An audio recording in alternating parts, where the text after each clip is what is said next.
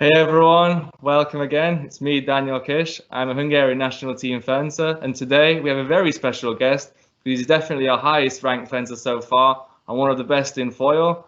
I've only had the privilege of fencing him in the middle of Poland in a training camp once a long time ago, but since then he's obviously skyrocketed to be one of the best fencers in the world and now ranked 7th training for the Olympic Games.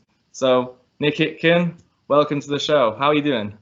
Yeah, thank you for having me. Yeah, we're doing all right. Definitely strange times right now, but yeah, thanks for having me, man. Yeah, I mean, how are you getting training done right now? Is that even a priority right now? Like, how's that working out for you right now? Yeah, I'm getting training in. Is just maybe mainly focusing still on my like conditioning and Mhm. like just waiting until we get more of a clear answer, and then Yeah, obviously start training like back to. yeah, it's all a bit of a mess right now. So Yeah. I'd like to start with just like you as a fence and your competition experience, because obviously you have so much of that. You've been every competition in the world, I think, at this point, from cadets to juniors to seniors. And in the last few years, particularly, you've like skyrocketed to like 7th on the world rankings now. And that's not really a shock to anyone because you could always see you were the best in each of the categories you're going through. It's only a matter of time before you got there, pretty much. But in a way, still, it's still new for you that you're like so good on like 9th and 7th. Like you've had to completely like change maybe your competition style. You're no longer fencing pools. You're going straight to D's the next day from the 64. Has that like affected the way you train and the way you look at competitions? Because sometimes I know fencers, they kind of like to have that first day where they can get used to the country, the climate. They fence the pools. They do like 6-0. They do 5-1, and then they have the next day, or they have a few 15 matches and then they go to the next day and they're all pumped up. What is it like just arriving to a place next day instantly 64? You got to win the matches. How have you synthesized that? Yeah, absolutely. I think it is definitely something to adapt to because your first bout from the day, you have to be like ready to go at the first bout because it could be a very tough bout, very first one, Mm, and it's just something that I think I have to get more and more used to. Like the first couple of times, I feel like I was unprepared, and the person you're fencing is already warmed up, is already ready to go, mm, and you haven't had those like pool bouts to kind of get in the rhythm.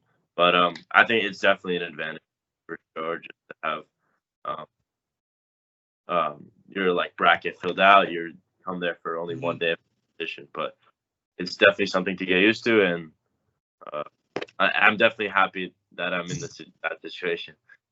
Yeah, I guess you get one more day rest, don't you, before the competition Yeah, starts? You kind of see what's going on. Like, do you train differently because of that? Do you focus more on 15s now than fives, or is it always like building both of them together because you have a team event also to concentrate on?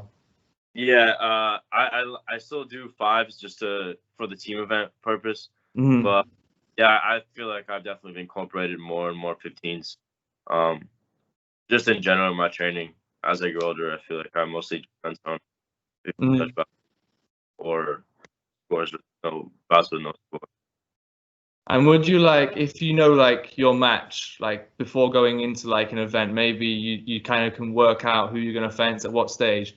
Do you like watch videos of them before, or like do you do any kind of like sort of analysis, or is it more just like you know what you want to do, you know what you've done like training wise, you want to go there and just win?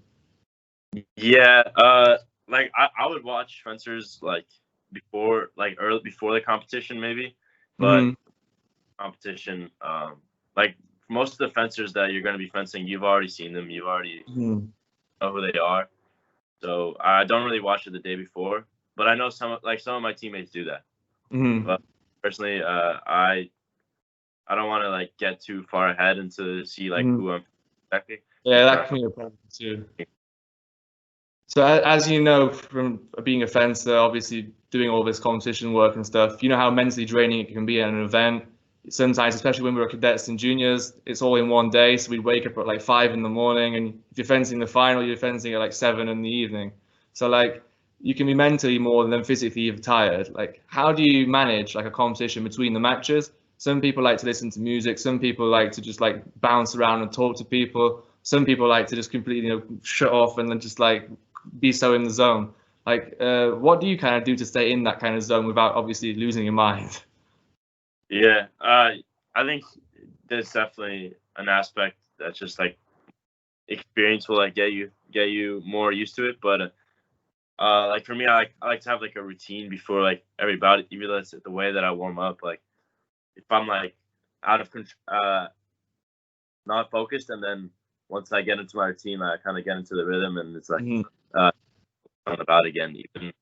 Even if I'm physically exhausted, I kind of get into rhythm and warmed up, and all the time I spent warming up and doing my routine, then I'm back into like a focus zone. Yeah. So like, do you experience like waves, or are you just like so in the zone, like, you just know you've trained so much that it's become a routine, like each competition so well, you've obviously been to all of them at this point, you just stay in the zone all day? Or do you like know when you go into like a lapse, or like do you even let yourself have a bit of like a relaxing moment at a competition, mess around with friends and that sort of stuff? Like, which side are you on? I definitely am relaxed the day before, and when I get to the tournament, I don't really focus too much on fencing. Just stay relaxed and hang out with teammates and stuff. And then before a bout, I would definitely like to be by myself and focused, or talking to. But after about, if I have times, then I would relax. Then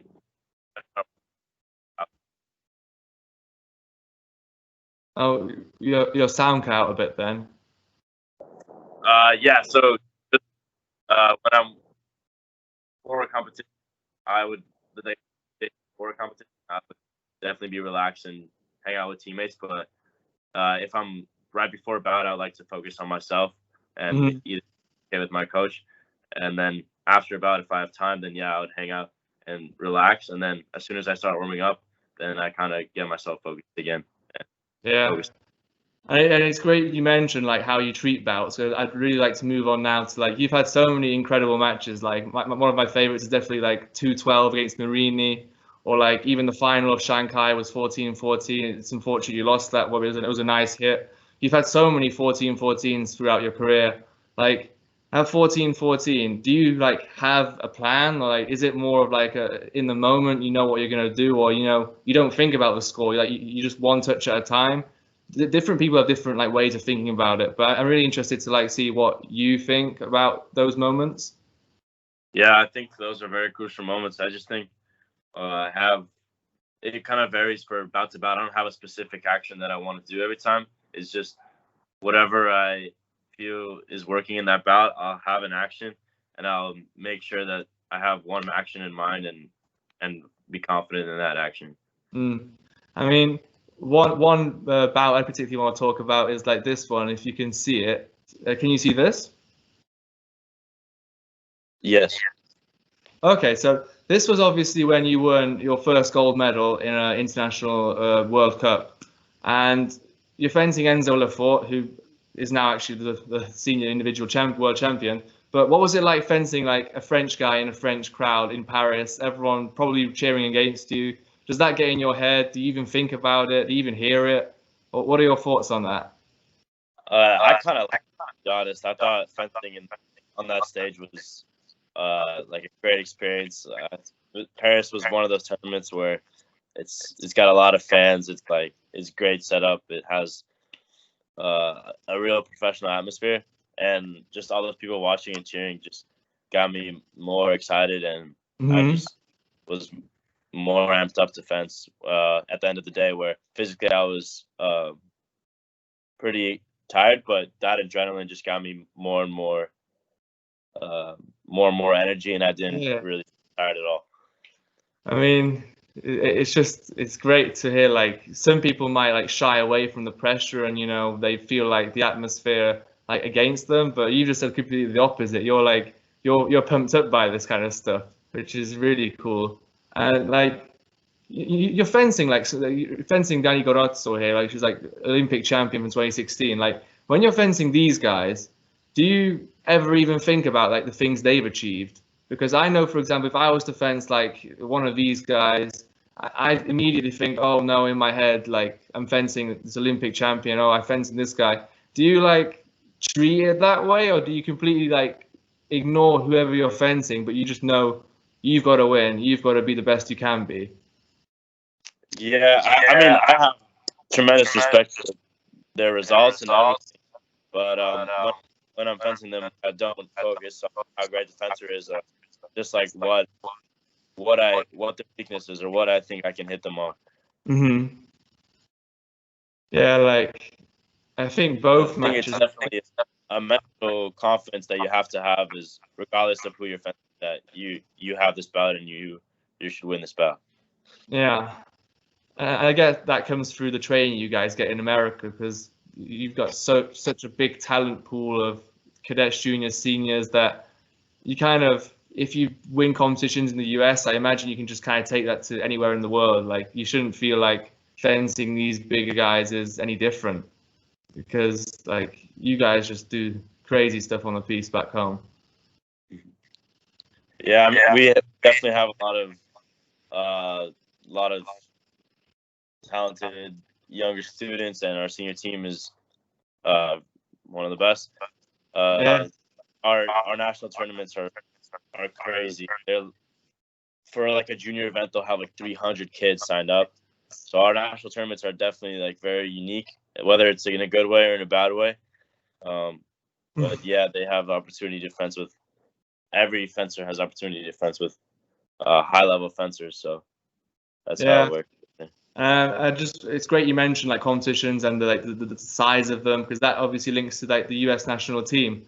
And you, of course, have been part of so many different teams through cadets, juniors, and seniors. And because of like this rich talent pool you were talking about, these teams are always changing. And like two teams which come to my mind are obviously the one with yourself, Sam Molis, Siddharth Kumbla, Jeffrey Tourette, and obviously now the senior one you're in, which is with Alex Macialis, Garrick Meinhardt, and Racing Bowden. When you transitioned from the junior to the senior team, did you feel there was like a change in like the dynamics of the team? Did you feel like you had to behave in a different way now, or jokes you could have had with the junior guys you can't have with the senior guys, or the senior guys look at things and fencing a completely different way to have the junior guys look at it? Did you feel that jump to be like normal, or was it there was some like, wow, why are we doing this, or wow, or just wow? Yeah, I mean, it's different. It's a different group of guys, but I've always, like, growing up, I always watched the senior team, and I always like would watch every one of their bouts, and my goal was always to be on that team with them, and it was just like a huge accomplishment to finally be on the team with them, and it was very exciting. And I think that one of the major differences is just how they carry themselves, and how each bout they're very, very confident in their fencing and their styles. They're different individuals, so like they're like very different. But yeah, I love competing on both of those teams. Like, I'm very lucky to have the junior and senior team, because I have a great experience with both of them. Yeah, you obviously can't pick a favorite one because you've just had so many crazy moments on both of them. But I'd like to kind of talk now about like more like the personal relationships in the team, because obviously it's so competitive to be on the US team. It's not like in Hungary right now where we have maybe like 6 or 7 good fencers, and like the best 4 will just be like the kind of same guys every single time. In the US, like, if for those of you who don't know, like the teams could change depending on a competition, or like a bad piece of form in like 2 or 3 months, and you're suddenly out the team. And like obviously one name which springs to everyone's minds right now is Miles Chamberlain Watson, world champion 2013. Obviously you looked up to him, I imagine, whilst you were growing up, and you know he's the kind of face of fencing through sponsorships and everything. But you know your results speak for yourself. Like, results on paper should, in my opinion, dictate teams and stuff. And that has now led to you taking over his position for now in the team anyway. Has that created any sense of like hostility, or do you kind of feel like your relationship with Miles is very professional and everything's okay, or is it kind of a bit just awkward being around him and you know with everything that's going on? No, me and Miles have great relations. I feel like a lot of people assume that it's very awkward, but I have great relations with Miles. He's like treated me very, very well. He's like an older brother. Like, even when I was younger, I have a photo with Miles since when I was like 8 years old, and I always kind of show him because I think it's funny. But yeah. I mean, he's always I've always had great relations with him, and it's not really awkward. We all know it's competition, and even if we have great relations on the strip, we're all going to be fighting for the same thing. Yeah, I mean, on the piste everyone's kind of an animal, but off the piste, like, it's just all the good relations. And I'm really glad you could clarify that, because like you said, a lot of people, especially here in Europe, we all assume that, you know, oh, what's going to happen with the American team, and what could the relations be in there? But it's good to hear, like, you know, everyone's trying to improve and take the next steps forward. And I want to kind of now move on to like your background, because I feel like everyone kind of knows the Nick Itkin on the piste, and everyone knows how like great you are at competitions, but maybe your kind of backstory, your origins in the sport, your that kind of stuff isn't well like told, or just people want to know like who's beneath the mask. So obviously, we've had the episode with your father at this point. Great guy, such a funny guy. He's telling jokes every 10 minutes. I mean, we could have had the interview go on forever, but we talked to him, and he talked about how you loved tennis. You were very good at it. You even had offers to go to different camps, and coaches were saying that you were great at it and you should carry it on. Obviously, we wouldn't be having that conversation right now if you did, but do you still keep tennis and your like those kind of sports, different sports, maybe basketball or anything else you like? Do you keep them in like a training program, or do you still do tennis for fun or anything like that? Or is tennis now, you know, a chapter which was in your life, it was great, but it's time to move on and just let it go? Yeah, yeah. When I was younger, I basically had to make the decision between tennis and fencing, and I'm happy with the decision. But I honestly, for some reason, I have not been playing very much. But I do like playing sports a lot. Like maybe not in the training camp, we don't have the opportunity, but I love sports in general. I always want to play soccer, basketball, and I think it's good for conditioning and for training as well. I think tennis was actually kind of a good transition. I feel like there was a lot of things which helped for both sports. Yeah, it was just when I was younger, I took it very seriously, and now I had to make that transition, and I put all that effort and time into fencing because I enjoyed it more.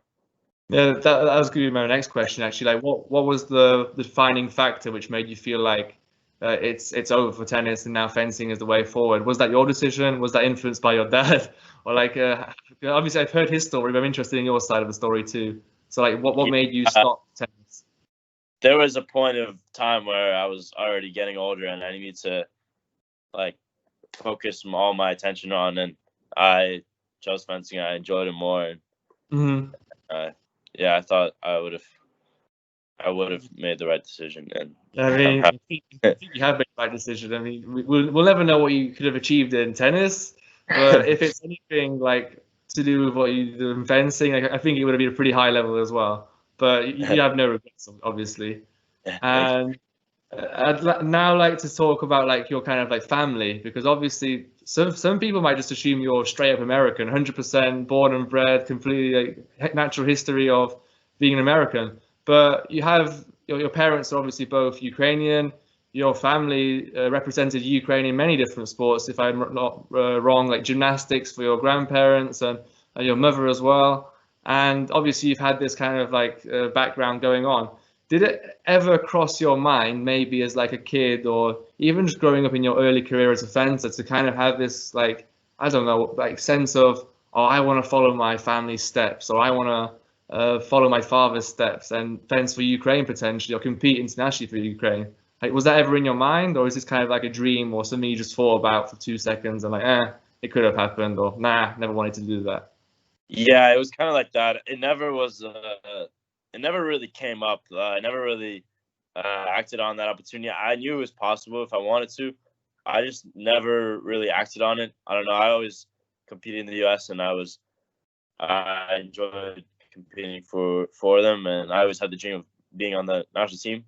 And I don't know. The opportunity never came up, and we never really discussed it either, to be honest. Ah, cool.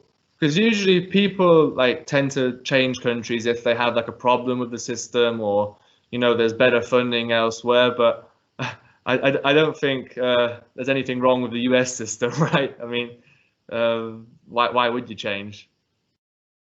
Yeah, I'm not sure. I feel feel like I'm happy, and I've always wanted to compete for the U.S. Like that was my goal. Yeah. I'm not sure.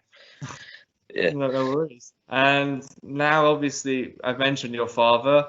The father-son athlete-coach relationship is something like everyone like knows about you two, and like I have it as too with my father. Stefano has it with his father. It's kind of like a common thing in fencing. I think everyone, like every fifth person, like fencing only survives through like just passing it down like the family. Like no one, like, not no one, but it's very rare for people just to come out of nowhere and start fencing. We have to have some kind of like family relation.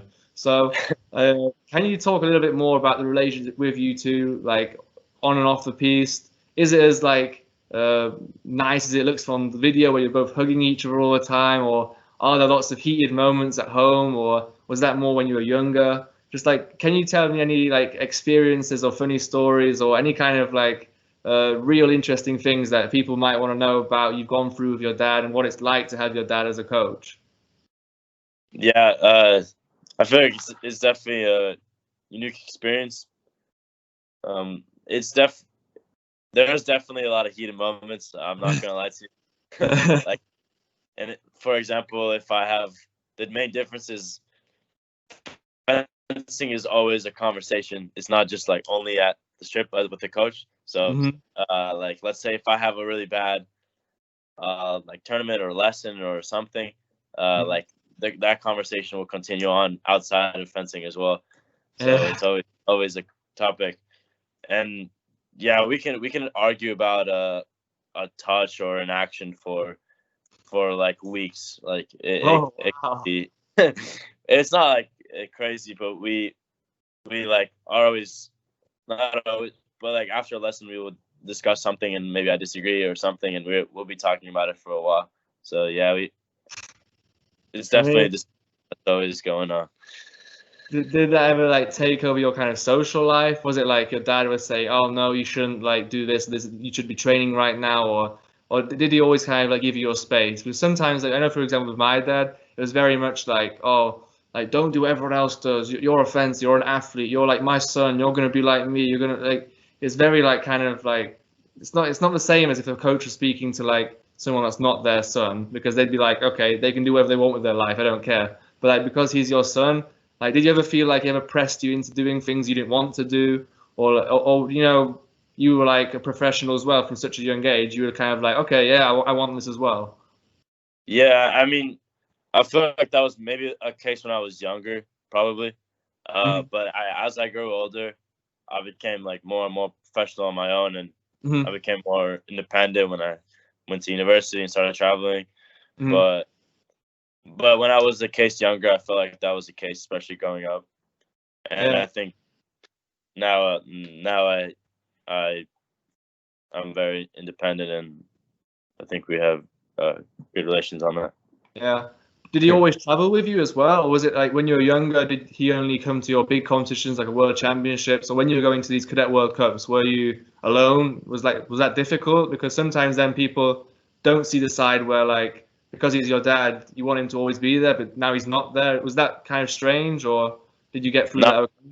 He was there for most of the competitions. Paris, he actually was not in Paris. That was like one of the only few ones. But it's I always, when I was growing up, he would basically come to every competition, and he knows my fencing very well, and he can help me on the strip figure out what I need to do. It's great you mentioned like he knows your fencing, because I'd really like to talk about something which is very technical in fencing, I suppose, but obviously this is a show for fencers, so you've got to keep up. Like each country has its own kind of style. Like you'll know this better than me. Italians will have a special kind of style. Russians will have a style. Hungarians, once upon a time ago, had a style. We're trying to get back there now, and Americans obviously have a style. And you've been brought up in this system where your dad is obviously from Ukraine and from the Soviet kind of sphere of fencing, which has now evolved to the Russian style of fencing. And you have grown up in America, where, in my opinion, the style of fencing is slightly different to the Russian style, because you guys are obviously straight out the block, like you yourself, you know, straight away aggressive, lots of attacking, and, you know, always in command. some Russian style fences, they like to kind of hold back and go off the blade and, wait for the second intention, wait for the opponent to make a mistake. You're obviously in the middle here. Like, how have you managed to get the best of both sides? Would you class yourself as more of like a Soviet Russian kind of style fencer? Would you say you're part of this new, like, mega amazing US talent where it's all about the American style? Like, how do you like see yourself? I think the US is like very unique because there are so many different coaches, all from so many different backgrounds.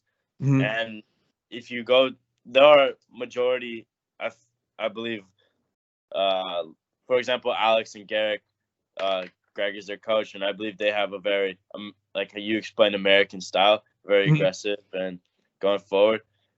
I'm not even sure what I would classify myself. I guess maybe a combination. I don't know. It's just very the U.S. because a lot of people have different coaches, and their coaches are originated from somewhere else, and they bring their style in. So you go to a competition, and I think you see a lot of variety from Americans. So it's a difficult question to answer. I mean, because we'll now be moving towards your school and like your kind of like memories in the sport, I'd like to first just touch on like the coaches aspect you just mentioned. Like when I was speaking to your father a bit ago, he said how he coaches you obviously in LA, but then you've got different coaches in Indiana when you're at Notre Dame. Do you find working with different coaches, like you said, with different backgrounds useful, or do you sometimes have like the thought in your mind like, oh, I wish like we were doing it more like my dad would say, or the other way, when you're working with your dad, like, oh, I wish like we kind of incorporate more stuff from what I'm learning at Notre Dame. Like with all these different like voices coming in, do you find it useful to learn other things, or do you find it a bit, like too much sometimes? No, I definitely find it useful. Even in LA, I have two coaches I work with. I work with my dad and another coach, Igor, and I think I can take stuff from both lessons, and they're beneficial for my fencing. They're not they don't contradict each other. So if one my lesson with my dad, I'll work on certain actions, and I can work on another kind of timing or feeling with my coach Igor, and I think it benefits my fencing and it just improves my fencing knowledge. And then at school, I work with my coach Bucky, who's the women's national coach, and also with him is also nothing too like the styles are all very similar, so nothing that will contradict each other. Everything that the coaches I work with are all similar styles, so they all can benefit my fencing. That's a good way of looking at it, because sometimes I think people shy away from like trying different coaches. They have the same coach from the age of 7, and then just like, no, like, anything outside of fencing is like bad. Like that's my fencing. But clearly you've shown how it can work, and you can really get different voices in and different actions and different opinions on hits. I mean, sometimes maybe it can be a bit confusing, but obviously you've worked it out. So, yeah. It could be confusing, but at the end of the day, you're going to be the one who's understanding and analyzing your fencing, so you can take different aspects from different coaches. You like you just said, you put the puzzle together yourself. You don't have to necessarily ignore one person and do what the other person says. You just kind of just like take a bit of everything. Exactly. That was a perfect example of like you understanding a situation now, being in your early 20s, now a senior fencer. Obviously, the journey of fencing for you began a long time ago. It's why you're here today. Is there anything you would look back on in your previous like career, like in your junior or cadet career, or even before that, where you'd go back now with your new knowledge and your new experiences, and you say, damn, like I wish I did that differently. I wish my mentality was a bit different in this like area of my life. This can be fencing, this can be schoolwork, this can be anything really. But is there anything you think would be like useful for maybe young US athletes right now to listen to, and what mistakes you made when you were younger and how you've now changed them? Or, you can also say, which is also very true when you're being ranked 7th in the world, you can just say, everything I did, like it ended up me being here today. So I didn't do anything wrong. You can say whatever you want, but I'm just interested to hear like what your opinion is on like your journey. Yeah, I mean, I think everything on the journey has made me.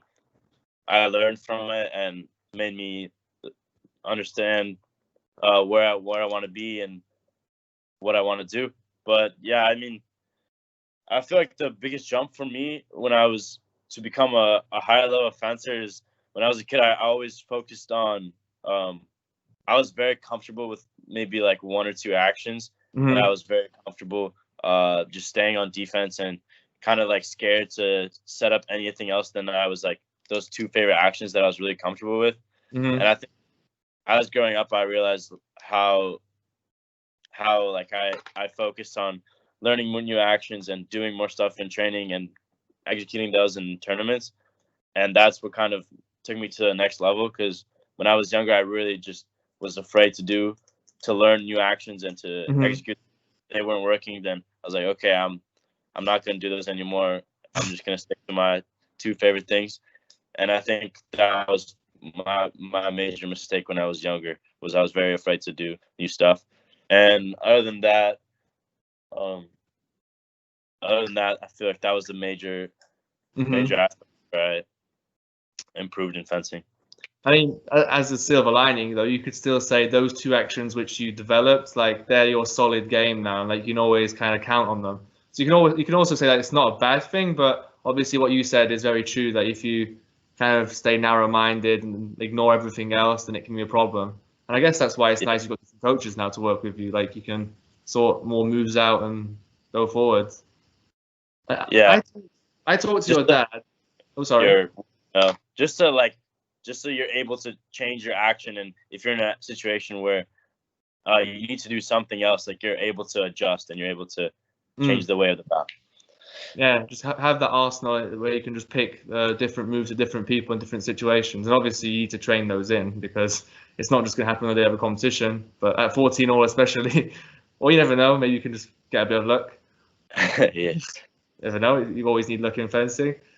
I was speaking to your father about his favorite kind of moment with you. Obviously, you have so many, like Verona when you won the World Championships, Plovdiv when you won the World Championships, Paris when you won the World Cup, Shanghai the second place. You know, the list could go on.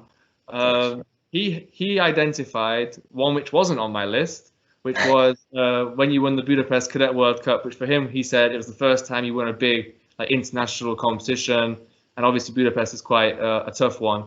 From your perspective, so not listening to what your dad said, but what you think, what was your kind of big moment in your career where you thought like damn, I've made it? Honestly, the recent Paris World Cup was probably my favorite moment in fencing, just because like the whole day and the atmosphere it felt surreal, and it felt like I was actually a professional athlete. And just that whole environment felt incredible, and it really made me feel like, wow, like this is like I'm a professional athlete, like this is the top level. And I was fencing against, I beat like two fencers which are like top of the sport, and at that moment, like I really was, it was definitely one of my favorite moments in the sport for sure. Yeah, I mean, it's not like you were nobody before that as well, but it's just nice to hear that, you know, that really meant so much to you. I mean, for me, it has to be the Marini match. I mean, I still can't believe like that happened. I wasn't there, unfortunately, to see it live. But can you talk a little bit about that match, just for my own like sake? Like, yeah. At 12-2, like, are you like swearing in your head? Are you like just like, oh, you know what? I'm done. Like, you know what? I just hope I don't lose 15-2. Just get me out of here. Or like, clearly you weren't, because something at 12-2 happened where you were just like, you know what? Damn, like I'm gonna do this. Like, can you kind of remember what happened, or talk us through a bit of the match from your eyes? Yeah, it was absolutely crazy. To be real, at 12-2, I wasn't really expecting to win the bout either. I was definitely heated and angry, but I just tried. I kind of did a couple of actions where I was doing something in a different timing, and I was kind of did it from a different distance. And it worked a few times, and I just continued to do it, and I just kind of changed my actions to these two actions, and I just continued doing them, and they just continued working, and then eventually I think he started freaking out a little bit, and I didn't really change for that whole period. I just continued those two, and I still wasn't necessarily like expecting much, but I was just like, I'm just gonna keep it going, and then eventually it got close, and I don't know, it was definitely a surreal moment. Like I was not expecting that in the beginning, but eventually I kept getting these actions, and I didn't change. I just stuck doing these actions, and he never really changed. And then I think he got a little bit nervous in the end, and yeah, I came out. It was a crazy bout for sure. Was there a moment in that match where you thought like, okay, I'm getting close now, but I shouldn't look at the score? Or, like, did you completely like ignore the score? Because this is something I don't really understand how the top guys like you do it. And like, you can make these massive comebacks without looking at the score. But I'm like, maybe like other fences, I'm constantly like, okay, 13-8, 13-9, 14-10, 14-11. Like, do you like ignore the score in these situations, or because obviously to score like 12 hits in a row almost, like, it's not an accident. You had to have had some kind of game plan. Did you have like, obviously you changed your actions, but what role of looking at the score did it have for you? Like, did you ignore it, or how did you do it?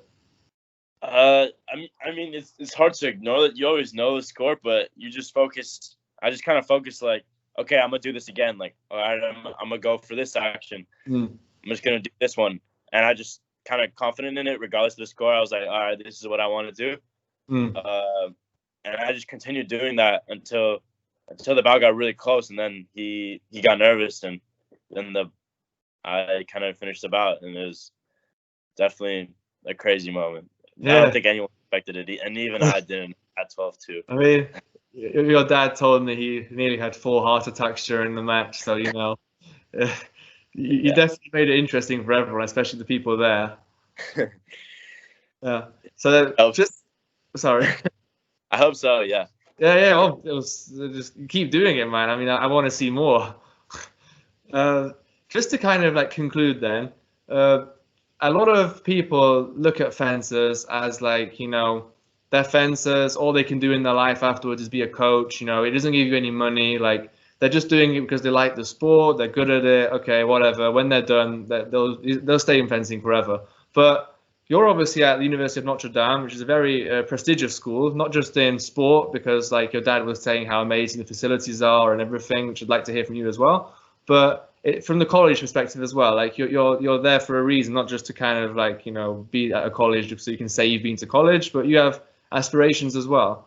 And lots of fencers, they don't really concentrate on the post-career as much as like the career right now, because obviously you've got the Olympics on your mind, you've got all these things going on around you in your life. But I was just wondering, like, what are you studying at university right now? What are you planning to maybe do with that degree in the future?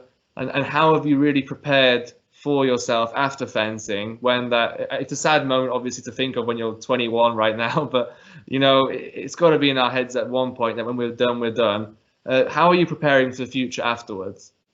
Yeah, so I'm studying a major in political science, and I have a minor in business economics and a minor in marketing. So I'm kind of leaving my options kind of broad right now. I don't know exactly what I want to go into, but yeah, it's kind of an issue. A lot of professional like athletes in fencing, at least in the U.S., unless they make money from outside sponsors, there's not a lot of money you can make unless you're outside sponsors. There are some examples like Miles, for an instance.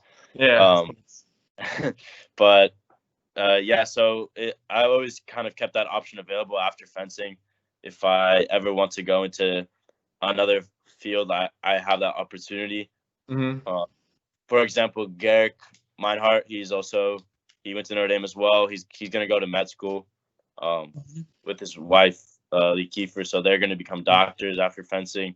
But yeah, I also think it's a problem in U.S. fencing as well, because there's a lot of talented athletes who, once they go to college, they kind of focus more on jobs rather than fencing. Yeah. And because it's difficult to pay and compete, as well as also like working full time or part time, so they kind of start moving away from fencing, and we lose a lot of time. Yeah, like for example, George Hagelin, right? Like Matt Brandman, they went to Harvard, and they were some of the best fencers in the world, and now unfortunately they've stopped. Exactly. How do you think maybe that could change in the future? Like, is it only through universities like Notre Dame or Columbia, or can you kind of see maybe some better like policies going forward? Like, what are your thoughts on maybe changing this problem? Yeah, it's hard to say. It's hard to say something else than more money in the sport, to be honest, to Yeah. give more people motivation. Yeah, if there was more incentive, more funding available, I think then it would be able to keep people to pay competitions and training, especially for the senior team gets funded, but the junior team doesn't really. And it's the junior team who is just changing to a senior team, which is the most difficult jump, and they don't have success. Then a lot of them just start focusing on getting jobs.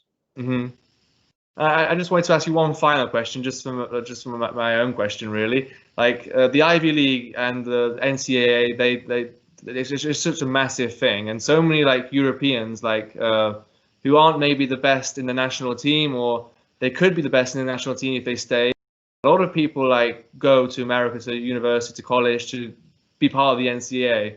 Like, what is it which makes the NCAA, like the whole atmosphere and like the competition themselves, so special? Like, why do you think like it's just like it pulls so many like Europeans and everyone around the world to America and give up on their national team, for example? Like, why? What can you tell me? Like, being there, obviously, I think you've won it as well, haven't you? You fenced Axel Kiefer in the final. What can you tell me that really makes the NCAA stand out as a really like unique and amazing experience? Yeah, I think the incentives brings just a scholarship. You can get a scholarship to go to a great university and have a great degree, which is easy to work with in the future. But yeah, it's definitely a unique atmosphere. I've enjoyed it for my first 2 years. It's definitely a kind of a whole different game, to be honest with you. So there's a lot of fencers, and it's all 5-touch bouts.